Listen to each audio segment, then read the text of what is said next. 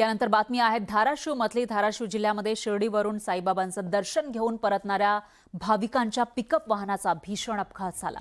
या अपघातामध्ये दोघांचा मृत्यू झालेला आहे आणि तब्बल 22 ते 23 भाविक जखमी झालेत। या जखमींपैकी 8 जणांवर अतिदक्षता विभागात उपचार सुरू आहे आणि एकाहीची प्रकृती चिंताजनक आहे।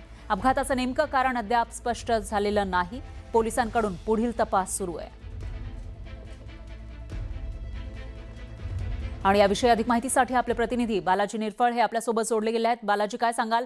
या ठिकाणी भीषण असा अपघात झाल्याचं दिसतंय, नेमकं काय घडलं होतं? पण ऐकून जर बघितलं तर शिर्डीहून हे येणारा वारकऱ्यांचा टेम्पो उमरगा तालुक्यातला आहे आणि त्याला जो टिप्परची धडक लागली आणि या अपघातात जे आहे ते आपल्याला जे आता माहिती मिळते त्याच्यामध्ये 2 जण जे आहेत ते मयत झालेले आहेत आणि 8 जणांवरती अतिदक्षता विभागात उपचार सुरू आहेत।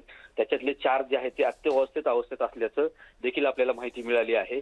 हा अपघात तसं जर कसं कारण जे आहे ते अपघाताचं स्पष्ट झालेलं नाही, मात्र प्राथमिक माहिती आपल्याला जी मिळते धाराशिव जिल्ह्यात किंवा त्या परिसरात सध्या पावसाचं वातावरण आहे, पाऊस पडत आहे आणि या पावसाच्या वातावरणामुळे टिप्परचा जो आहे तो टिप्पर चालक जो आहे तो वारीकरांचा जो येणारा जो पिकअप आहे त्या पिकअपवरती जाऊन आदळला आणि पिकअपचा जर बघितलं तर अक्षरशः चक्काचूर झाल्याचं आपल्याला या चित्रामध्ये दिसत आहे आणि त्यामध्ये हे जे आहे ते जास्त करून जे आहे ते वारकरी व महिला त्याच्यातल्या प्रामुख्याने जखमी आहेत।